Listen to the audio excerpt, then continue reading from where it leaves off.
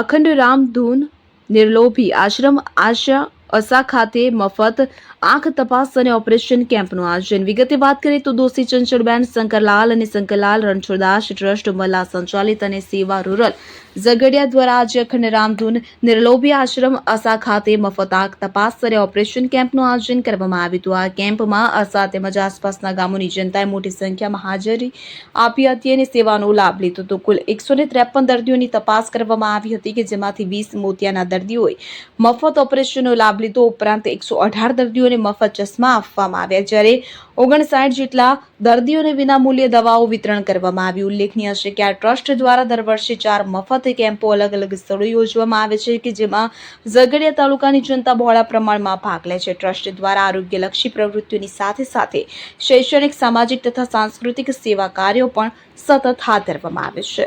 Abdul Rauf Khatri, Umrala.